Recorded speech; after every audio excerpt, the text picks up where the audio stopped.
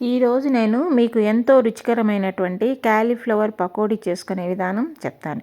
దానికి కావాల్సిన ఇంగ్రీడియంట్స్: ఒక క్యాలీఫ్లవర్, పచ్చిమిర్చి 4, 2 పెద్ద ఉల్లిపాయలు, ఒక పెద్ద కప్పు శనగపిండి, పెద్ద కప్పు బియ్యపిండి, 1 టేబుల్ స్పూన్ ఉప్పు, టేబుల్ స్పూన్ కారం, 1/2 టేబుల్ స్పూన్ ధనియాల పొడి, పచ్చిమిరపకాయలు, అల్లం వెల్లుల్లి paste, 1/2 table spoon garam masala పొడి.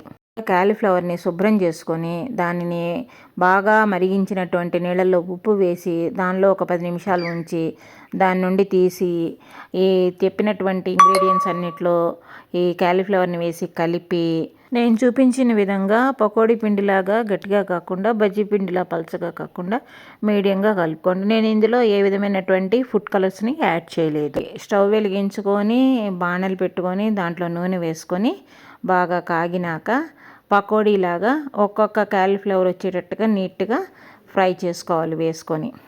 తర్వాత వాటిని తీసి పక్కన పెట్టుకొని ఈ విధంగా పన్నీర్ని సన్నగా పొడుగ్గా కట్ చేసుకొని ఆయిల్లో ఫ్రై చేసుకోవాలి. పచ్చిమిరపకాయలను కూడా నేను ఇక్కడ స్ప్రింగ్ ఆనియన్స్ ప్లేస్లో వెల్లుల్లిపాయ కాడలు వేసుకున్నాను. చాలా రుచిగా ఉన్నాయి, మీరు ట్రై చేయండి.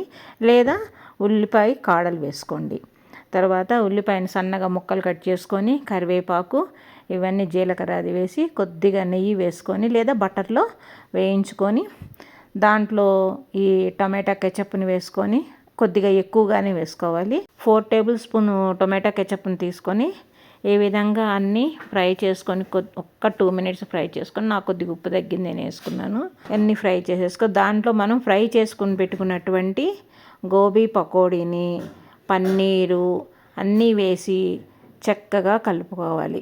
కలుపుకున్నాక ఈ విధంగా సర్వింగ్ కప్లో తీసుకొని సర్వ్ చేసుకోండి. చాలా రుచికరమైనటువంటి ఎంతో కమ్మగా కరకరలాడే కాలీఫ్లవర్ పకోడీ తయారయ్యింది. మీకు ఈ వీడియో నచ్చితే షేర్ చేయండి, లైక్ చేయండి, సబ్స్క్రైబ్ చేసుకోవటం మర్చిపోకండి. ఇలాంటి మరిన్ని వీడియోల కోసం నా ఛానల్ని ఎప్పుడు ట్యూన్లో ఉంచుకోండి. Thank you.